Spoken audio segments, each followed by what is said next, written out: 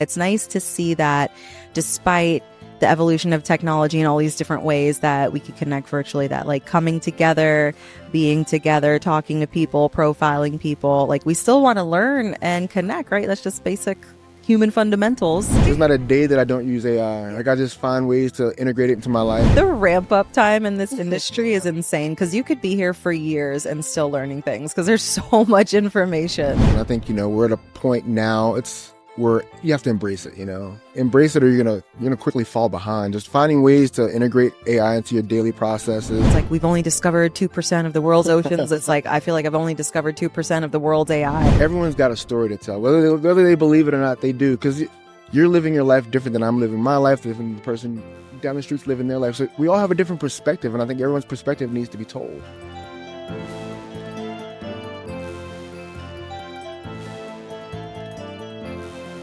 Welcome back to another Traction Control. We are at AAPEX 2025, and with me, I have my friend Chris Jones. Welcome, Chris. Hey, good to be here. So excited to have you.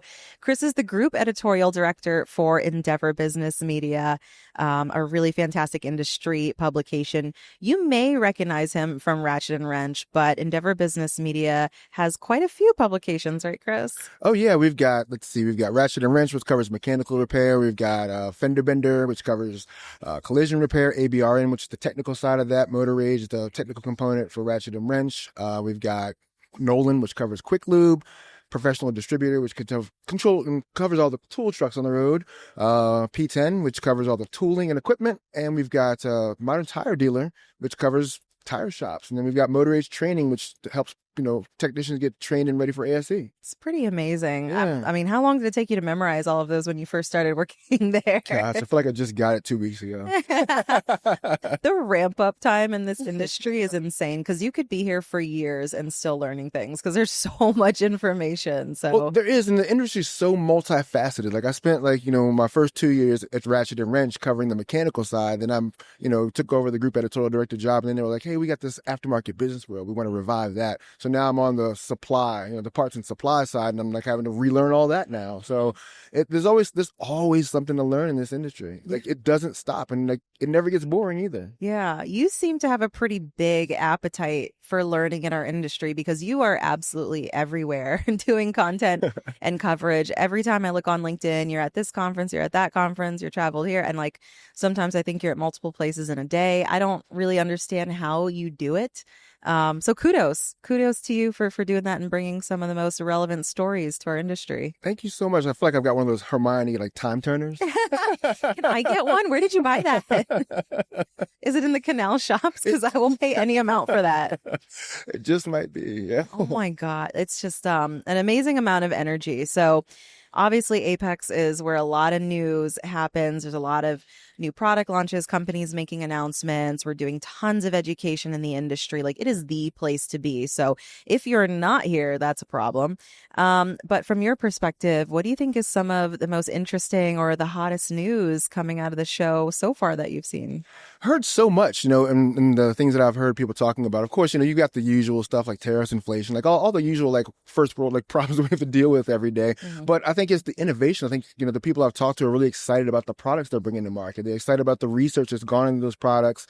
They're excited about the problems they're solving for not just the supply chain and the shop owner, but the people that are the end user. The motoring public, they're very excited about the products that they're bringing to the people. And they're excited about, the whole innovative process, like the research process. How do we locate and solve these problems for people? How do we identify what's needed next? So it's like, like the whole Wayne Gretzky thing, they talk about skate to where the puck is going. I think that's what the most exciting things I've heard are, just the innovation. Yeah. I mean, speaking of innovation, I feel like we're probably seeing more AI on the show floor than we've ever kind of seen before. Like every time I'm walking down an aisle, there's a brochure about how a company is now using AI for insights, AI for collision estimates, AI for whatever their business software is. So it's pretty amazing to see how quickly our industry is starting to pick up on some of these new technologies. Yeah, AI is just it's amazing, and I think we're at a point now. Where you have to embrace it, embrace it or you're gonna quickly fall behind. Just finding ways to integrate AI into your daily processes, finding ways to integrate it into your shop for better efficiency. Mm-hmm. I mean, it's out there and it's available. I mean, you don't have to it's not rocket science. You just open up an app, and just learn it, Yeah. teach it. It's also really, it seems like one of those technologies that's one of the most accessible technologies we've kind of come across, I guess, in our generation, right? Because every time a new technology comes out, there's a learning curve. And that's no different with AI, but there's so many free AI tools and resources to help you learn it. I don't know that there's another technology where I've seen like the knowledge ramp be so quick, right? Yeah. Like, Yeah, I know, I agree. And I think, and it's so customizable. yeah. Like you literally can train it to do things like for you. Yeah. It's like having an assistant follow you around in your pocket, Have you used AI have you done anything with it? I use it all the time. I use it every day. Really? There's not a day that I don't use AI. Like I just find ways to integrate it into my life, whether I'm teaching it, how to, evaluate certain things. But I use it mostly as a research companion. Like if I'm going to interview someone and I don't have all the details, because I don't know everybody intimately, there are lots of articles that people have written, and so I'll just plug it into AI and say, look, here's who I'm interviewing. Help me figure out more about this person so I can ask them more insightful questions as opposed to going straight in on an interview. Hey, what do you do in the industry? How do you like your company? But really learning things that I wouldn't have known had I not just scraped the URL, threw it into AI, and asked it to give me some insightful questions to ponder. Yeah, such a simple and effective use case. I mean, Yeah. I hate to admit it, but I use it daily too. Yeah. And, I'm trying my best because it kind of blows my mind how many different things you can do with it. And I've been trying so many things, and sometimes they work and sometimes they don't. And then I see a way, enterprise companies are using it, and I'm like, wow, like we have a long way to go and there's a lot to explore. So it's kind of like, what was it? Was it like, Jacques Cousteau? It's like, we've only discovered 2% of the world's oceans. It's like, I feel like I've only discovered 2% of the world's AI. There's so many tools and we probably never will discover all of it. It's so vast, the amount of data it's creating for the world. Yeah, it is. It's remarkable. Yeah. So one of the other things you said was the end user. And when you said that, I think we have a really big focus on shops and service here at AAPEX, and it's been growing over the past couple of years. And this year, I think we're seeing some of the biggest focus on service centers. I mean, we're down in Joe's Garage, which is literally a show floor with car bays built in, and there are cars here being repaired, getting training on them, demonstrating how to do calibrations. It's pretty amazing. And, I think there's a lot of training and education that's happening as well. What are you seeing from the shop side here at AAPEX and kind of through your work at Endeavor Business Media? Any trends? So on the shop side, yeah, it's, again, streamlined processes, from from front of house to back of house, using AI, again, to streamline services, whether it's, better DVI products, whether it's, better inspection products, whether it's, better equipment forgive me, whether it's using like, better SMS products, or updated SMS products, like, like Epicor does a lot of really cool stuff with predictive maintenance and data, and how they use data to, like, they were showing me a demo yesterday where they're able to basically, even the greenest service advisor can use their interface because they can just plug in a VIN number and it'll tell you all the parts that are on a car that can break and when they can break. I mean, it was so detailed. I was like, wow. So a service advisor can look and say, okay, well, you're coming in for this, but here's some parts that are going to break on this vehicle eventually. So make sure you can ask the customer about, do you want to replace this, that, and the third. So there's that sort of thing where you're helping the advisor on that level too, because I think a lot of shops are dealing with, younger, inexperienced advisors. They're pulling advisors from outside the industry. So having these tools on the front of house that allow their advisors to like learn on the fly without having to know all the industry jargon or all the industry things is important. And that's probably really good, like for our workforce development too, right? Because when you think about, we're like trying so hard to attract people to work into the industry, educate people on all the roles there are, and they think, oh, I can't afford it because you got to go to trade school and get tools or the training. But if companies or shops are implementing tools like that make it easier for you to be employed there, maybe that's a really good thing for us because we're making ourselves a more attractive workforce. We're using really cool AI tools and make it a little bit sexier, right? Yeah, I mean, there's so many ways, and there's today's class, which is like it's like Duolingo in your phone for shop teaching. So basically, shop technicians can go in there every day and just quiz themselves and keep their learning up, and the AI remembers what they learn, what they know, what they don't know, and it re-quizzes them on stuff. So they're able to, just 5 minutes a day over a cup of coffee, they can be studying. Wow. So, I mean, like, everything's really geared towards helping the technicians really like stay on the cutting edge, know what's happening around the corner, and helping the advisor better serve the customer. Wow, that's amazing. I could use a little Duolingo for like, please teach me. So we talked a little bit about what's been going on here at Apex, but obviously you're tracking pretty much the entire industry, which is not a small feat. But the stories you cover at Endeavor, they're breaking, they're general trends that's going on across the industry. What are some of the most popular kind of stories or news trends that you're seeing as a whole? So I think on our side, like people stories, you blow you away that people still love profiles. They love to read about other shop owners. Mm-hmm. You know, they love reading about other shops and what they're doing and how they, you know, their whole like financial work with like our shop views. So people still love that. Wow. Of course, people still are loving to read about ADAS and technology now. So ADAS is something that people are starting to read more of. AI, they want more AI based content. So those are really the hot things that I see people, you know, kind of reading more. And of course, everyone's watching the whole First Brands fallout. That's been like hot. That's been some of the hottest stuff on my side of aftermarket business world is just every story we put out about that. Oh my God, I bet it's what I mean, I don't even know what to say about that. Like Yeah. it's a really interesting situation. The people stories is interesting because that tells me we always hear that the automotive aftermarket is a relationship industry. Like it's a people industry. And that's why you always have such a large turnout to AAPEX, a large turnout to the Ratchet and Wrench conference, because people want to be there in person for the training and for the networking. And it's nice to see that despite the evolution of technology and all these different ways that we could connect virtually, that like coming together, being together, talking to people, profiling people, like we still want to learn and connect, right? That's just basic human fundamentals. It is. I mean, that's why people listen to podcasts. They want to hear those stories. They want to hear that first person experience. They want to learn from somebody else, you know, or find out how they did it. Yeah. Shout out to all the listeners who want to learn and connect and hear from us today. That's such a great analogy. And then, yeah, tech, ADAS, and AI. I mean, that's definitely not surprising to me. There's a lot going on in technology, and trying to stay up to date on that, I'm sure, has been a bear for you because there's something different every single day. There is, because there's technology is happening in so many different ways too. It's not just like, you know, straightforward with just the AI stuff, but like even the innovation of products, because cars are so intricate now. So even the innovation of products and how smart the products are becoming. Yeah. Yeah, I saw this really cool product I'd never seen in my life upstairs at Odyssey, where they've got a battery and like you can monitor the health of the battery in an app now. Really? Yeah, so like you have the cells die, or this happens, or you can always check the health of your battery inside the app, so that if your battery dies, you already know. You're kidding. Yeah, So I know that my car is going to be, dead tomorrow, essentially, because it's sitting out in the cold. Oh, man. I was like, man, look at that. Like, genius. That's great. I could definitely use that. I got an issue with a 2018 Dodge Charger that I'm waiting for someone to help me diagnose. There's an electric gremlin that will not go away, and there's a draw on this battery, and I cannot figure out where it's coming from, but maybe I got to go check out that app because your girl needs some help.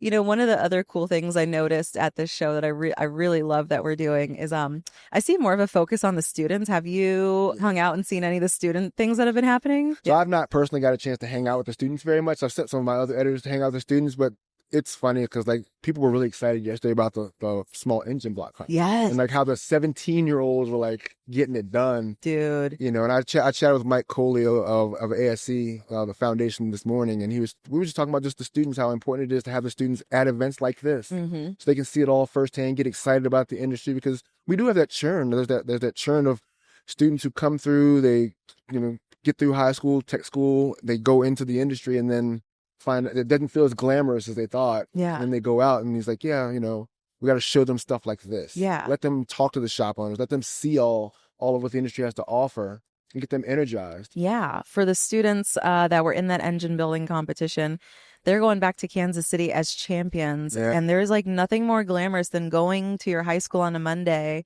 and someone saying, what did you do this weekend? It's like, well, I went to Vegas for the weekend and I took part in a competition at AAPEX. And then I went to SEMA afterwards. Like, that's freaking glamorous. Yeah, it's memorable. Like, you don't forget that. Yeah. Yeah. The other thing that I saw, man, that engine building competition, by the way, I was talking with Bernard Tanzi about it. Yeah. Yesterday we had a whole conversation. It actually made me cry because it's just like so inspiring to see how amped they were about winning and how nervous they were and like how much of an honor it was that they won and the way they were holding the trophy. It's just like very inspiring, like to know that you made a difference in their lives and they're going to go talk about that to other people. And you hope that it inspires others to want to come and take part of it. Like, I think it's really going to start a movement. So proud. The other thing that took place today that I saw, I don't know if you got a chance, but Tech Force held an event that was sponsored by Carlisle, and they brought in something like 200 Clark County high school students, automotive students, and it was so cool. They all came in. They were like in like technician, I call it the uniform, which is basically like all black. So they're all wearing all black, like they look very techy. And they had Chris Fix and they had the Humble Mechanic, and they were doing like Family Feud with like, it was automotive. It was very cool. And they were so excited. Yeah. And I've never seen a room full of tech students just be so amped. And I thought, oh man, like this is what gets me going. And I think it's so cool to see that this is the place where that happens. Yeah. And it's important because we need more people like, like the Humble Mechanic, Charles. We need more people like Bernard. Like I was talking to Bernard and he was like, he couldn't keep himself like together. Yes. He was so excited about that event. He was so excited about serving the students, being there for them. And it's like, we need more people like that in this industry who just have that level of passion. Yeah. And want to help people. They want to change these kids' lives and their trajectories. Yeah. And like us, you're a publisher, I'm an association, but obviously we act like a media company here with this podcast, like getting the word out about stuff like that, because my show is called Traction Control. It's all about how to stay ahead of the curve, how to make sure that you're taking challenges and turning them into opportunities, and getting the word out about all these things that are happening and providing the education and tools. Like this is the way. Yeah. So any company here that's doing that is going to be important. And so is the work that, you and all of our other friends in the media are doing. Right on. Man, I'm pumped. Yeah. I'm pumped. So speaking about getting the word out and education, such an important pillar of our industry. I think Endeavor is doing some really cool and creative journalism. So I caught something that you guys were doing and I wanted to talk about it in here, just like how you're coming up with these ideas. And P10, which is Professional Tool and Equipment News, is doing something called Wednesday Wordplay, and it's like a Wordle type thing. Like, tell me about that idea. Yeah, so Emily and Nadine came up with that idea. They came up with the idea of like trying to figure out ways. We've been working on finding ways to engage with our readers, whether it's doing different quizzes, etc. So they came up with this idea with one of our audience development members, and they were like, let's do a Wednesday Wordle sort of thing. And they just ran with it. Yeah. They ran with it, put it out last week for the first time, and it's been successful. And it's been fun to watch. It's fun to watch like your team create stuff, like just like come up with these ideas and just try to execute on them and put them out in the market. And it's fun to watch. Yeah. I think it's great that we have the liberty to come up with these creative ideas and different ways to engage people, because I always refer to AAPEX as like our industry's Super Bowl. Yeah. And what's tough about the Super Bowl is like attention spans. And everybody's doing advertising and everybody's spending lots of money to get their brand out there. But how do you break through the noise in order to get engagement, with new people? And it's something that the brands in this industry are doing. It's something that all of the media publishers like you are doing. Yeah. And it can be tough. So that creativity is really important, especially now when we have all these technology tools to help us execute on it, right? Yeah, yeah. And I'm very open to that. Like, when I have one-on-ones with like, the various editors, I'm like, find something that you're passionate about and like bring it to market. Like find something that's uniquely you, something you can like sink your teeth into, that you're going to believe in, love, and really turn into something special. And put it out there. Just go for it. Like, don't tell me, show me. Yeah. Don't tell me, show me. Ooh, that's like the show thumbnail right there. Don't tell me, show me. Love this. All right. Well, I've given you guys lots of kudos. I really love what you're doing. I really appreciate working with you. I think you're fabulous at what you do. Like, I don't know if you know, but maybe I told you before, like I came up in journalism too. Yeah, you did. Yeah. I get this little itch sometimes, and I'm so lucky that Jackie decided to start this podcast because it allows me to like go back to my broadcaster mentality, which is what I started off of. Because I was like, oh, I want to be like Chris Jones. I want to be like such and such. Like, I want to do these journalism things and I get to do them. And I'm so lucky. And, we did another podcast that talked about brands as journalists. And just, I think it's so cool to see what all the media companies are doing in the space. Everybody's doing a podcast, everybody's doing video content, and then now brands are doing it too. But like, yes, we are like competing in a ways, but we're also like filling the cup of knowledge, not only for the industry, but for people who don't know about our industry. Yeah. And the more content that we create, the more we're educating and we're getting awareness for our industry, which is better for all of the issues that we're trying to resolve. So yeah, no, I definitely agree. Like there's this video that Simon Sinek does, and it's called, The Worthy Competitor, right? Yeah. It talks about just, you don't have rivals, you have worthy competitors, people who call you higher. So it's like, yeah, we got, we've got us and we've got other media companies. It's like, if we look at them as competitors, it becomes this very binary thing. But if we look at them as worthy rivals, we're looking at the work they're doing and say, okay, they've taken it up a notch. How do we get back up ahead of them? And then they're going to do the same thing. Look at us and say, okay, Endeavor took it up a notch. How do we get above Endeavor? So we're all getting higher and higher and better and better. And in doing that, it elevates the entire industry because we're all providing better reporting every single time. That's right. What a beautiful observation. I love that. Yeah. The worthy competitor. I'm going to look that up. Simon Sinek, for those who don't know, Sinek. Yeah. He's fabulous. All right, Chris, I want to close with what can companies in the automotive aftermarket do better to support the media like you? Because obviously, we send press releases, we provide interviews, whatever you guys need in order to do coverage and provide education. But what else could we be doing to kind of fill this knowledge gap and make sure that we're getting the best content out there possible?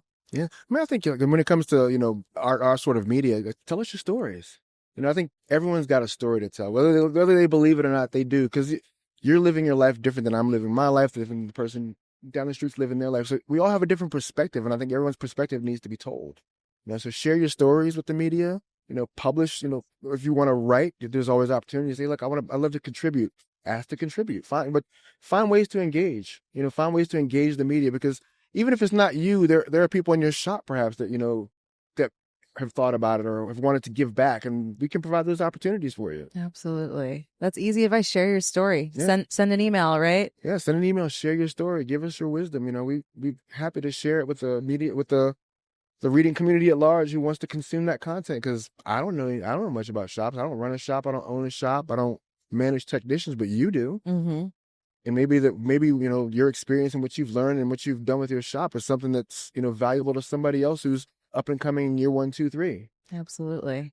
That's really great advice. Well, thank you so much, Chris. I really appreciate the convo. Yeah, it was great to be on with you, Stacey. All right, cheers. Yes.